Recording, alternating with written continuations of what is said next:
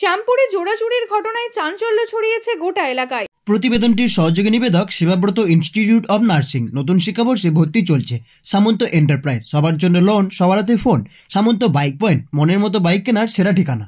দীর্ঘ 500 বছরের অপেক্ষা শেষে গত 22শে জানুয়ারি উত্তরপ্রদেশের অযোধ্যায় রাম মন্দিরে প্রাণ প্রতিষ্ঠা পায় রামলালার মূর্তিতে। সেই উপলক্ষে দেশ জুড়ে পালিত হয় অকাল দীপাবলি।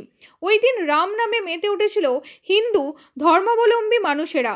রাম মন্দির প্রতিষ্ঠাকে কেন্দ্র করে দেশের বিভিন্ন প্রান্তে বের হয়েছিল পদযাত্রা। নতুন করে সেজে উঠেছিল হিন্দু মন্দিরগুলিও। কিন্তু অযোধ্যায় রাম মন্দির প্রতিষ্ঠার রেশ কাটতে না কাটতেই শ্যামপুর 2 নম্বর ব্লকের অন্তর্গত শশাটির রূপনারায়ণ নদী সংলগ্ন নারকেলডাঙ্গা এলাকায় অবস্থিত রাম মন্দিরে ও শ্যামপুর রামনগরের নায়েকপাড়া এলাকার দক্ষিণা কালী মন্দিরের তালা ভেঙে চুরির ঘটনাকে কেন্দ্র করে তীব্র চাঞ্চল্য ছড়ায় হাওড়ার শ্যামপুর থানা এলাকায়।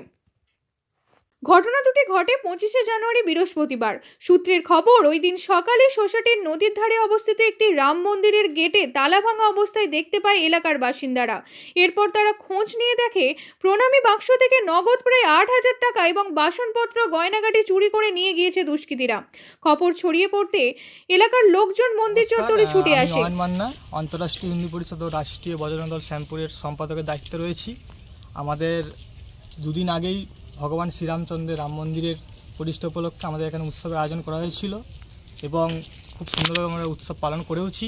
কিন্তু কাল রাতে ঠিক 12টা-1টা নাগাদ আমাদের মন্দিরের মন্দিরের কাছে মন্দিরের ভেতরে আমাদের ভগবানের ঘণ্টা এবং আসবাবপত্র জিনিস এবং প্রণামী বাক্স পর্যন্ত আমাদের চুরি হয়েছে।